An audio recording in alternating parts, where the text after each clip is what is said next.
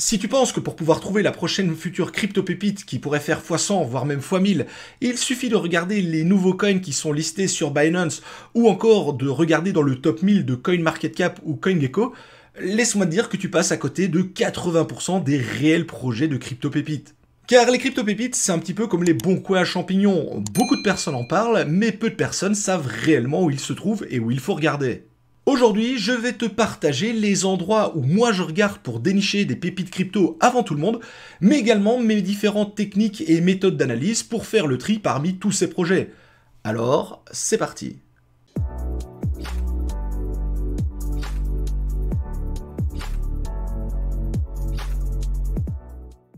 Cette vidéo vous est présentée en partenariat avec le site d'information Techopedia. Techopedia, c'est le site qui regroupe toutes les dernières informations et actualités autour de l'intelligence artificielle, les nouvelles technologies, la cybersécurité, les bases de données et les crypto-monnaies.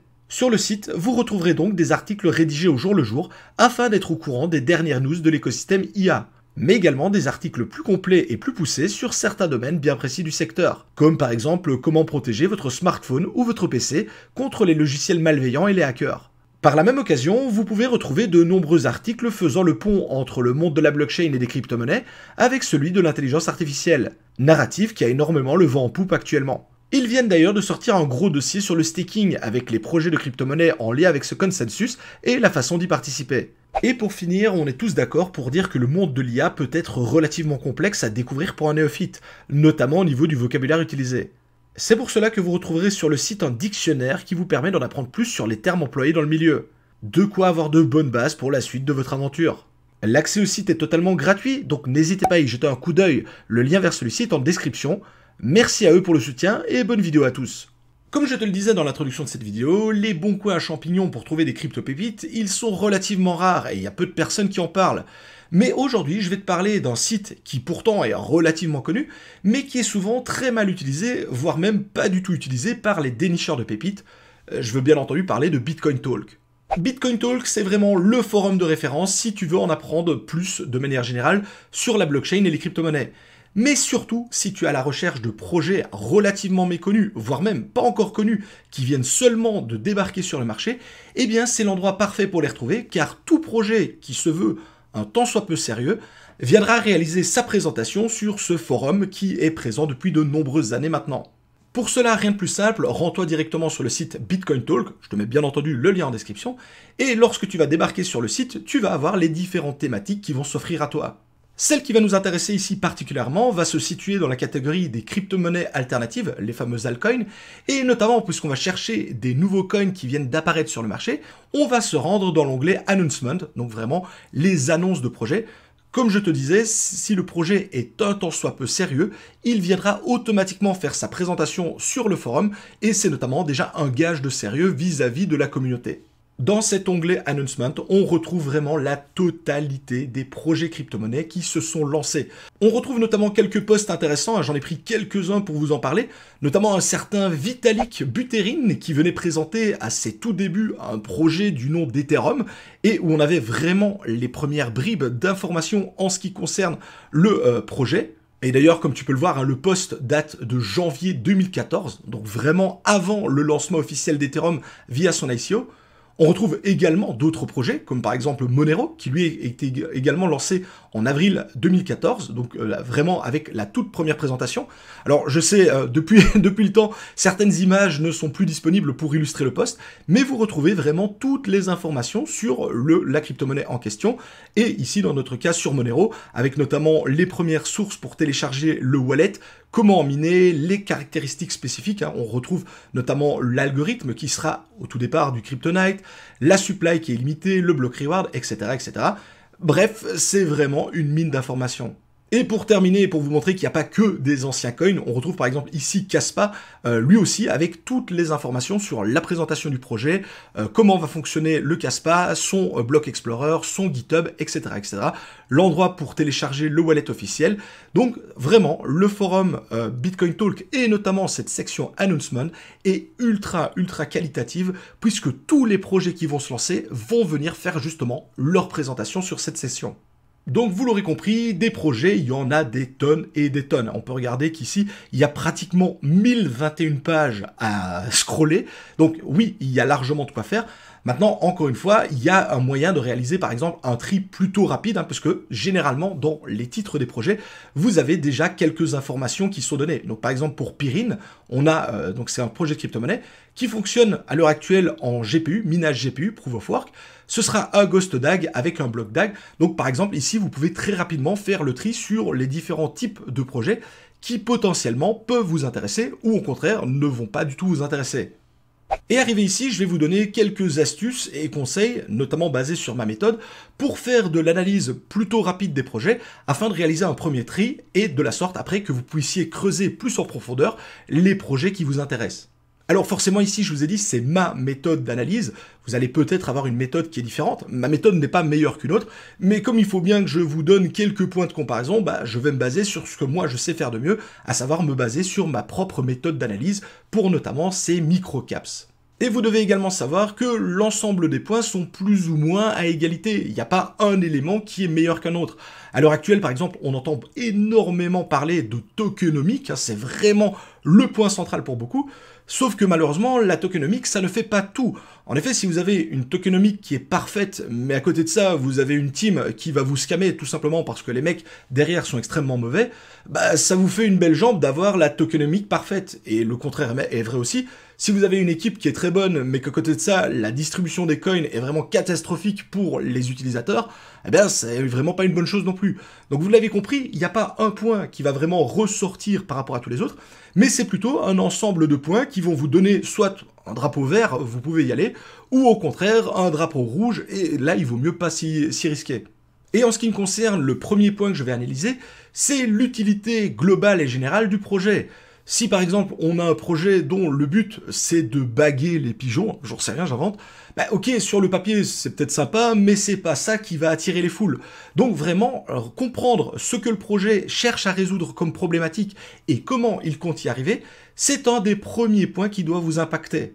Alors ce point il est totalement abstrait, on est bien d'accord, parce que par exemple pour quelqu'un qui est fan des pigeons, baguer les pigeons ça va paraître être une évidence, mais on est bien d'accord qu'entre nous, il y a quand même des narratives qui sont un peu plus parlantes que d'autres.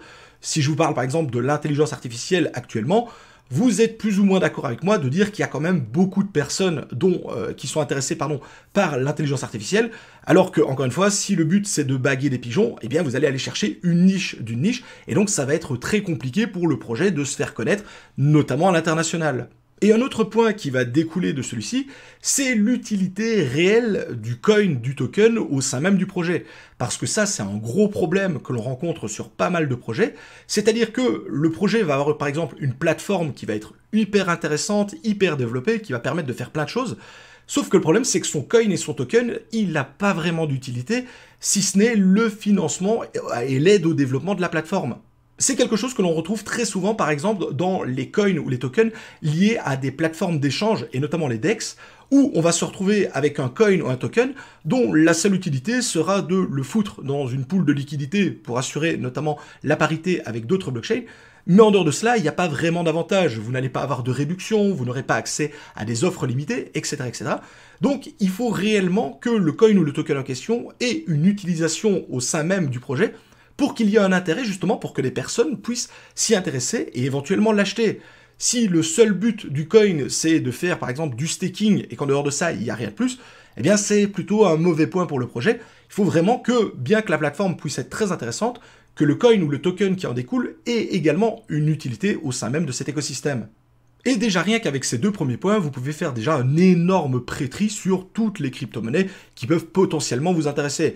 Parce que vraiment, c'est là la première base, c'est d'éliminer un maximum de projets qui sont peu intéressants, voire pas du tout intéressants, pour se focuser sur les plus importants et à ce moment-là, aller creuser un peu plus loin. Parce que vous vous rendez bien compte qu'avec plus de 1000 pages disponibles, il est impossible de creuser dans le moindre détail l'ensemble des projets. Et donc, lorsque vous avez trouvé un projet qui vous semble intéressant à vos yeux, on va pouvoir creuser un peu plus loin et notamment se consacrer un petit peu à l'équipe qui est derrière le projet. À ce niveau-là, il y a vraiment deux grandes écoles. D'un côté, les teams qui sont doxés, c'est-à-dire des teams qui sont connus, on peut facilement retrouver les personnes sur Internet, et d'autre part, les équipes qui sont non doxées.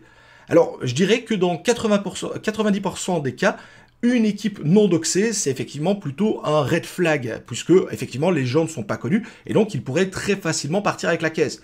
Sauf que c'est pas aussi simple que ça, et dans certains cas bien précis, on peut effectivement avoir une équipe qui est non doxée, et je vais justement vous en parler un peu plus. Par exemple, en ce qui concerne tous les projets liés notamment à l'anonymat sur Internet et le côté privacy, eh bien c'est pas anormal pour le coup d'avoir une team qui est non doxée, puisque effectivement, si le but c'est de garder de l'aspect vie privée sur Internet, bah, c'est normal que la team ne vienne pas se doxer directement. Parce que c'est également un point qui peut être intéressant, c'est que des teams qui sont au départ non doxées, qui vont lancer un projet sans être connus, et bien par la suite, si le projet est bon, elles vont peut-être se doxer naturellement, justement, pour apporter un gage de confiance. On arrive maintenant à la très grosse partie de ce dossier, à savoir la fameuse tokenomics, qui est vraiment l'élément pour le moment qui fait le plus parler. Effectivement, la façon dont vont être répartis les coins, les jetons entre les différents investisseurs, la partie dédiée à la team, à la communication, etc., etc., est un élément crucial pour justement miser sur les bons projets et ne pas se retrouver comme exit liquidity pour certains VC. Mais ce qu'il faut savoir, c'est qu'un monde parfait, malheureusement, ça n'existe pas et il sera impossible d'avoir une tokenomics parfaite, un projet parfait avec une super équipe, etc., etc. Il faudra souvent, très souvent même, faire des concessions sur certaines choses. Et il est vrai que de nos jours, eh bien, la tokenomics est un point crucial pour nombre d'investisseurs, car c'est elle qui va leur permettre ou non de se lancer sur un projet. Très souvent d'ailleurs, je vois des personnes qui me disent « Waouh, cette partie-là, il y a vraiment une trop grosse partie qui est dédiée au VC. Ça m'intéresse pas trop parce que j'ai peur de me faire dumper sur la tête à cause d'eux. » Et pour le coup, je peux pas totalement vous donner tort. Mais ce qu'il faut également savoir, c'est que avoir des VC sur un projet, c'est pas non plus hyper mauvais et hyper catastrophique. Alors je vous explique pourquoi. Eh bien tout simplement parce que les VC, généralement, ils vont apporter beaucoup de liquidités au sein même du projet, puisqu'ils vont justement miser de l'argent dessus. Et donc, eh bien, avec cet apport de liquidité, ça va permettre au projet de se développer beaucoup plus rapidement.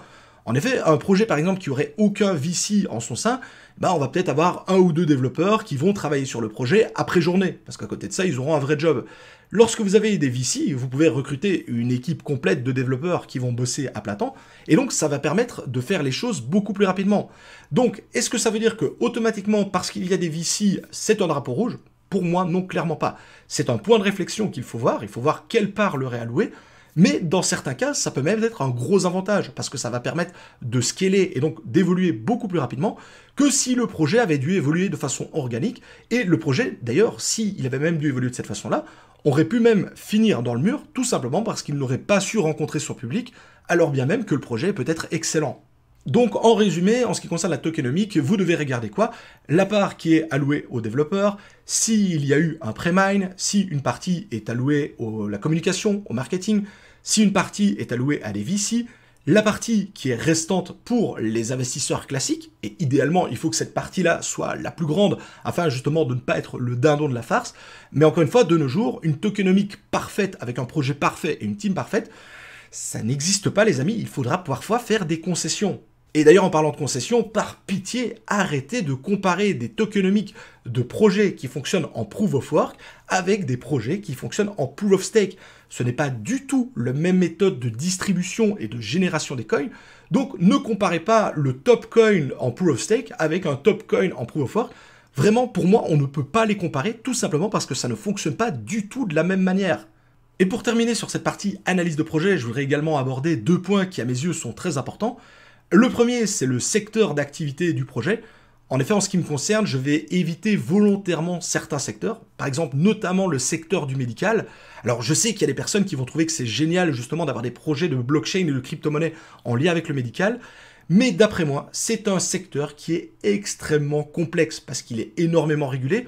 C'est de l'administratif qui est très très lourd, on l'a déjà vu par le passé dans de nombreux autres domaines, et donc clairement, pour moi, le médical, c'est un no-go. Je sais que pour certains d'entre vous, c'est justement un domaine qui est très intéressant parce qu'effectivement, les débouchés sont multiples, mais quand je vois la galère que c'est pour justement obtenir des agrégations, des autorisations au niveau de l'administratif du médical, eh bien pour moi, c'est plutôt un frein, même si je sais que pour certains, ce sera pas du tout un problème. Et pour finir, et dans une moindre mesure, il y a également ce qu'on va appeler l'origine géographique du projet.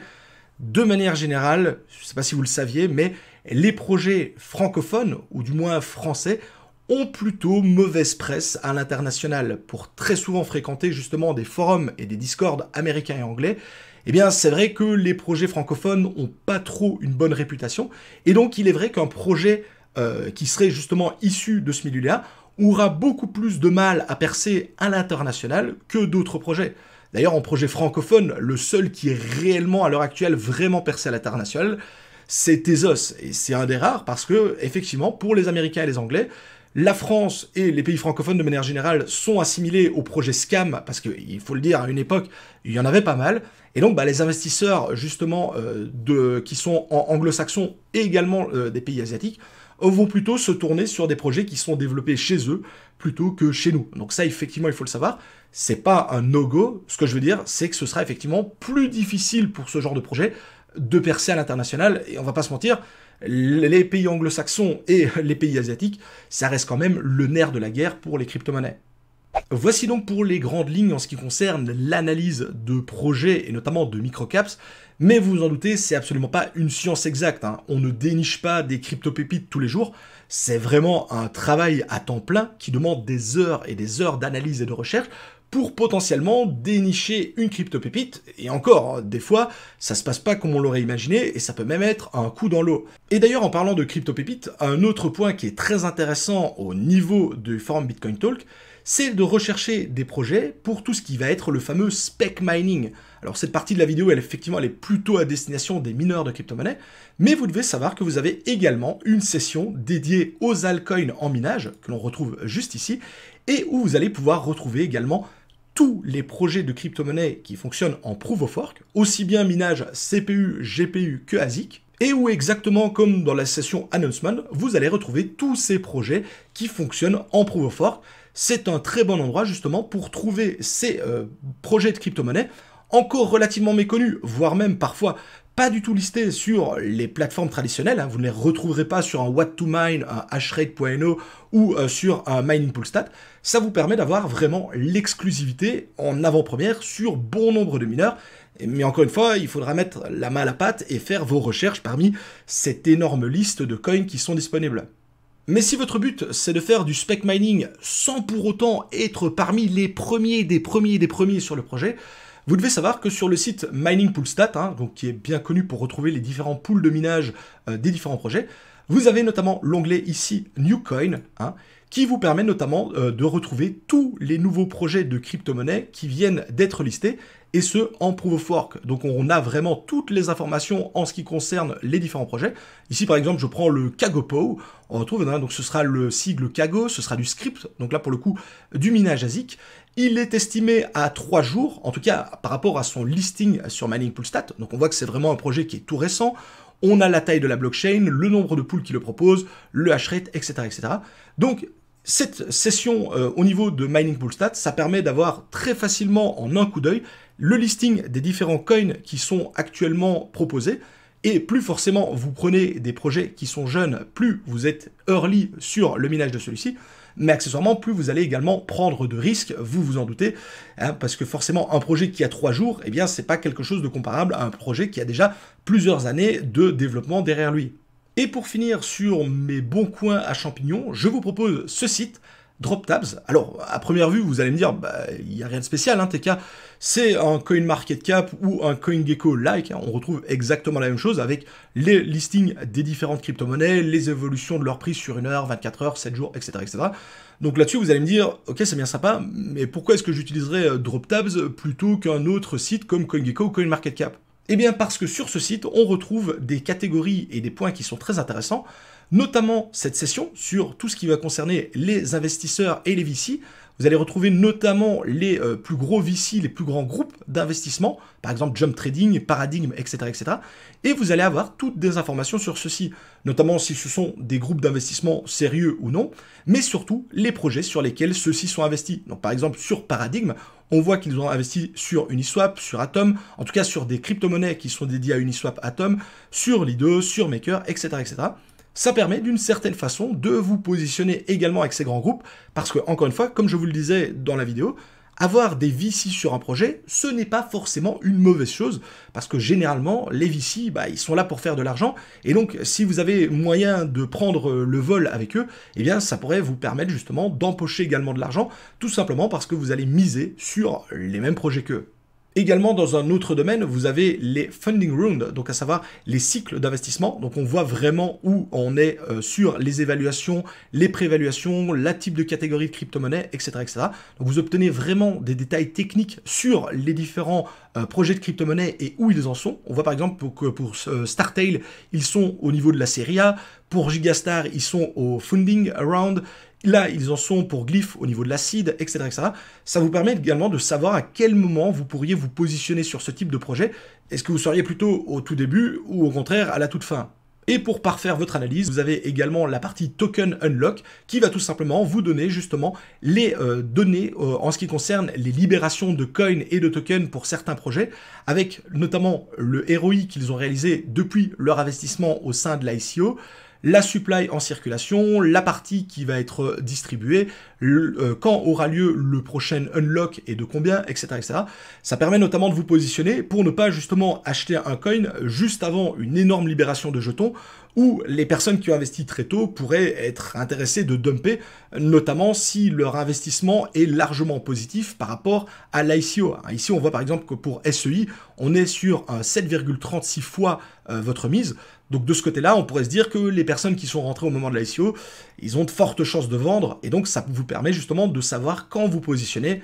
Idéalement, vous vous positionnez après la vente et non pas juste avant, au risque de vous faire dumper dessus. DropTap, c'est donc un site que je vais utiliser vraiment pour réaliser mon analyse fondamentale de tous les jours. Encore une fois, si ça vous intéresse, je vous mets le lien en description. C'est totalement gratuit, il n'y a pas besoin de dépenser de l'argent pour l'utiliser. Et c'est vraiment une alternative très sympa au CoinMarketCap et CoinGecko. Et pour terminer cette vidéo, je vous donne mon dernier bon coup à champignon. Et là, c'est beaucoup plus connu, je pense que ça va parler à beaucoup de monde. Ce sont tout simplement les launchpads des différents exchanges. Donc ici, j'ai pris celui de KuCoin parce que, vous le savez, j'utilise énormément KuCoin. Mais vous en avez également sur de nombreuses plateformes, Binance, OKEx, etc., etc. Et un launchpad, eh bien, c'est tout simplement un pré-listing d'un projet de crypto-monnaie. Très souvent, pour y participer, il faut détenir le coin maison de la plateforme. Donc typiquement, sur Binance, il vous faudra du BNB. Sur KuCoin, il vous faudra donc c'est KCS, c'est ça chez eux, etc., etc. Donc en fonction de la plateforme sur laquelle vous allez vouloir participer au launchpad, plus vous détenez une part importante du coin, du token maison, plus vous avez le potentiel d'investir là-dessus. Et le point qui est très intéressant, c'est que très souvent, il y a quelques rares exceptions bien entendu, eh bien lorsque vous investissez dans les launchpads et puis que le projet est directement listé sur la plateforme, eh bien généralement le prix auquel vous avez participé est beaucoup plus bas. Ce qui vous permet quasiment de faire un multiplicateur dès le départ. Alors attention, c'est pas encore une fois une science exacte, c'est arrivé qu'on ait des launchpads où le listing était plus bas, mais ça arrive très peu souvent.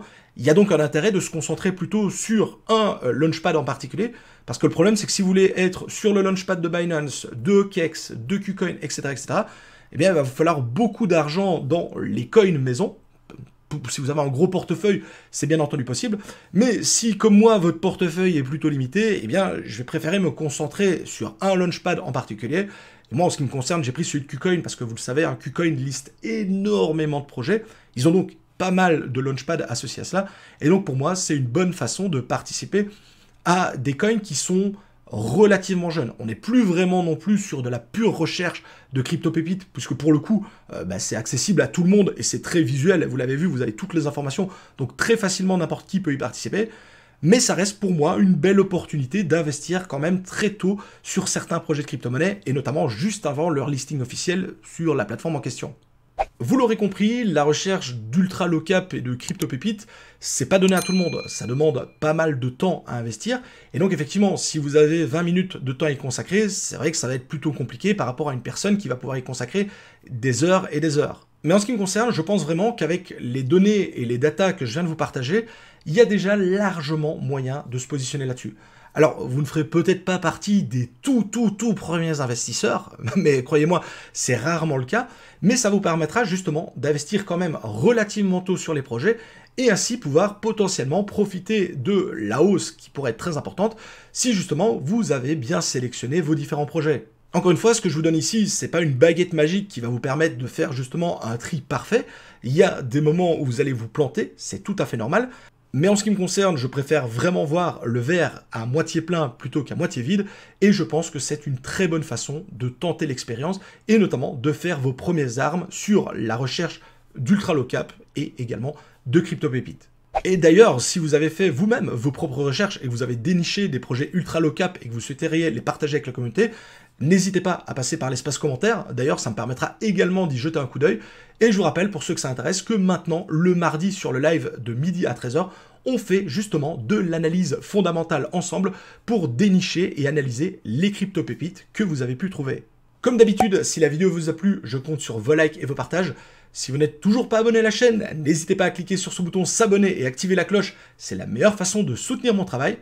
Je vous souhaite à tous d'excellents investissements dans le monde des crypto-monnaies. C'était MrTK, ciao les crypto-fans.